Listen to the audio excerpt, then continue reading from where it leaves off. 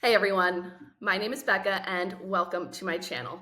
If this is your first time here, I'm so glad to have you. We focus on all things middle grade literature here, specifically reading first chapters of your favorite novels. So today I'm beyond excited because Gordon Korman, my all-time favorite children's author, has released his new novel, Slugfest. And we are going to be reading the first chapter of that today. Now, if you're familiar with Gordon Korman, great. And if you're not, you're probably familiar with some of his books because he has written so many good ones. The Unteachables is one of his most popular, as well as Restart, Slacker, Unplugged, Super Gifted, The Super Teacher Project. There are so many. If you haven't read a Gordon Korman book yet, I highly recommend you get your hands on one, and maybe this will be where you start. So I'm going to go ahead and read the first chapter for you today. But if you're looking for something a little bit quicker, if you want a quicker preview and you don't necessarily need to hear the whole chapter, head down to the link in my description. The middle school bookmarkers page is phenomenal. He does super short animated previews in under a minute. So if you want something quick and you don't want to hear the first chapter, definitely go ahead and check that out.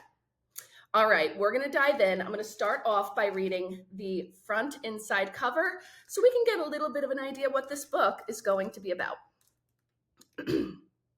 Yash is the best athlete at Robinette Middle School. So good, in fact, that he's already playing on the high school's JV sports team. Imagine his shock when he learns that his JV practices have kept him from earning a state-mandated credit for 8th grade PE. To graduate, he has to take Physical Education Equivalency, PEE, also known as Slugfest, in summer school. Yash gets to know his fellow slugs, Kaden, an academic superstar who's physically hopeless, twins, Sarah and Stewart, who are too busy trying to kill each other to do any real PE, Jesse, a notorious prankster, Arabella, who protests everything, and Cleo, a natural athlete who has sworn off sports. But when one of them tries to blow the lid off a scandal that could make all their time in summer school a waste, Yash is forced to take drastic action. Teaming up with the most hapless crew in school can really surprise a person, and their teacher might be hiding the biggest surprise yet. I have to say, just reading that intro, I already am feeling like I am getting so many similarities to his Unteachables novel, where a group of students who don't necessarily have much in common end up coming together for a common goal. So I'm really excited to see how the plot lines line up as we read on. All right, so that being said, let's dive right on into that first chapter. Now, if you're familiar with Gordon Korman's books, you know that in his novels, each chapter changes perspective. So chapter 1 is written from the perspective of Arnie Yashenko, but then if you look at chapter 2, it is written from the perspective of Cleo. So I really love that he does that. I think it's really always insightful to get the point of view of the other characters. All right, so we're starting off from Arnie's perspective, chapter 1. Let's dive in. Too bad Yash only has 4 letters. Having your name spelled out by a squad of cheerleaders feels pretty great. And it's practically over before it starts. Mom and Dad should have named me Maximiliano or Demetrius. I crouch over the plate, dig my cleats into the dirt, and point my bat at the sky. I have the most aggressive stance of anybody on the Comets. Bat high, crowding the plate, daring the pitcher to brush me back. Even though I'm in middle school, I've been playing on the high school's JV team since November. The only JV team I'm not on is football, since there is a rule against 8th graders competing at a high school level for that sport. Bummer. That's why I love hearing that YASH from the cheerleaders. They're high school girls, so to them, I'm just a kid. At least that's what they thought till they saw me play. I let the first pitch sizzle by right over the plate. Strike 1. I back up just a little and lower my bat a couple of inches. It gives the pitcher a false sense that he's got me scared. The second pitch is off the plate, like I'm clueless enough to swing at a bad one. And the third, That's my pitch. I swing through the ball, not at it. When the bat makes contact, it jars me all the way to the shoulders. That's when I know. I don't even have to watch the ball soar past the outfield and over the fence. I can tell by the roar of the crowd. It's a walk-off home run. I trot around the bases at a leisurely pace, enjoying the moment. The cheerleaders are going bananas. Middle school kid? What middle school kid? I'm the guy who won the whole game. My teammates are gathered round the home plate to spray me with their water bottles. Team tradition. They definitely don't consider me just a kid. The home runs help, and I hit a lot of them. I was also second leading scorer on the basketball team. And when I'm finally eligible for JV football in the fall, I'll be a touchdown machine for sure. I'm great at all sports, but football's my number one. I play it cool, though. You have to act like you've been there before, and you expect to be there again. That's when I noticed Principal Carmichael. He's the only person in the bleachers who isn't celebrating. Typical. His face is grim. He's looking straight at me. To be honest, it makes me a little nervous. Carmichael's my principal, the middle school one, which means he's probably here to see me. But why? I break away from the team and head over to Carmichael, whose droopy face looks even sadder as I approach. He's probably depressed because the middle school Comets are riding a 7-game losing streak. With me playing JV, those guys have lost their best player. But it's not my fault. He's the one who went along with it when the JV coaches wanted to claim me for their teams. He's the one who scheduled me in 9th period PE all year so I could ride the minibus to the high school in time for practice. See that, Dr. C? I venture. Another walk-off dinger.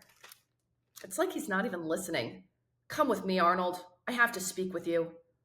I hate being called Arnold. Arnie is better, but only my mother uses that. To the rest of the world, even most teachers, I'm Yash. The principal leads me into the field house, and we go straight into Coach Basil's office. I keep talking. I wish I could play for the middle school too, but most of the games conflict. He seats himself at the coach's desk, leaving me standing, like I'm in trouble or something. I know I'm not, but that's how it feels. It's just better for me to play JV, I forge on. It's more my skill level. And I let my voice trail off because I sound like I'm really full of myself. Nobody likes the guy who toots his own horn, even when he's got a lot to toot about. That's the problem. The principal raises a hand to signal I should stop talking. We always scheduled your gym classes at the end of the day so you wouldn't miss any academics when you went off to practice with junior varsity. Right, who cares if I do PE with my own grade or over here at the high school? The principal looks stricken. It turns out that the state does. 8th grade PE is now a required credit in order to graduate from middle school, and you've missed too many classes to qualify for it. But, I argue, it's only because I've been doing different PE that's a million times better. I agree with you, Carmichael tells me honestly. The problem is that the education department has changed the rules. If you don't have this credit, you have not completed the 8th grade. You mean, I'm horrified, I flunk? He chuckles humorlessly. Nothing as drastic as that, but the fact is you can't start high school in the fall unless your record includes 8th grade PE. That means I flunk. Of course it doesn't. There's plenty of time for you to earn that credit in summer school. Summer school? I practically howl. You want me to go to summer school for gym? I don't want that, Arnold. The principal tries to explain. It's the state. They've given me zero flexibility here. But couldn't you, lie? You know, sauce me a free credit? I did way more gym with JV than I ever could have done in one middle school class. He shoots me a look that would scorch metal. I'm going to pretend you didn't just suggest that. Our summer school offers a program called Physical Education Equivalency, or PEE. P? I echo. PEE, he corrects me pointedly. It's for students who, for whatever reason, need to fill in a missing piece for their physical education curriculum. You mean, I can barely form the words, Slugfest? Carmichael's expression is blank. I beg your pardon?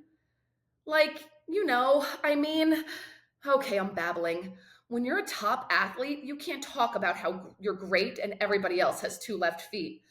But the kind of person who has to retake gym in the summer, the kind who is too uncoordinated to pass it in the fall, winter, and spring, the kind who can't bounce a ball without knocking themselves unconscious, who would trip over a chalk line on a football field if they ever went near one, who thinks that sports are for dolts and cave people, and that anybody with a brain would rather spend their time playing chess or solving equations.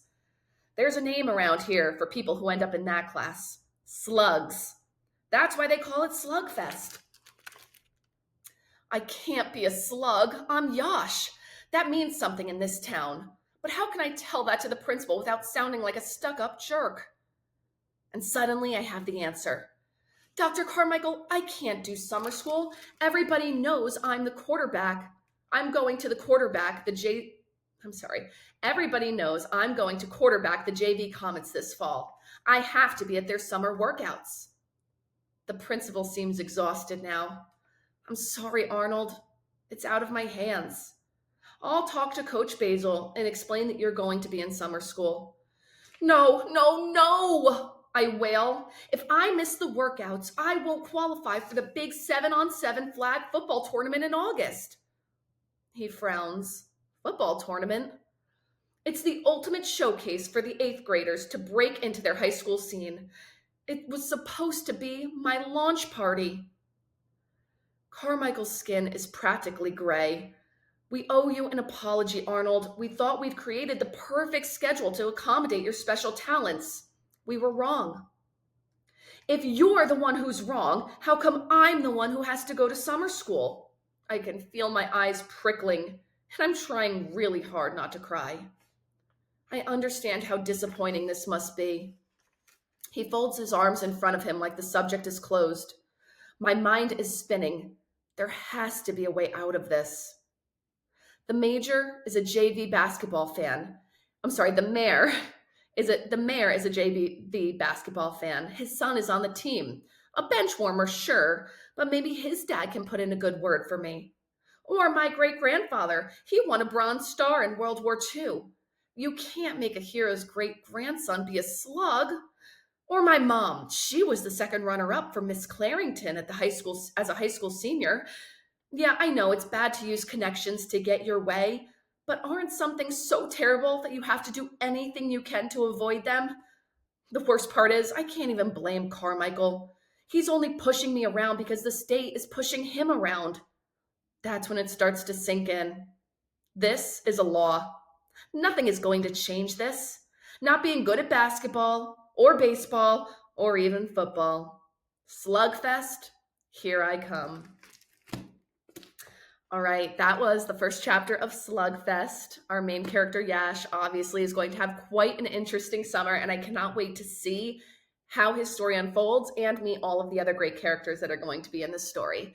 If you enjoyed this first chapter Friday, please be sure to like and subscribe so you can be notified the next time we do another one. Happy reading, everyone, and until we meet again, see you next time.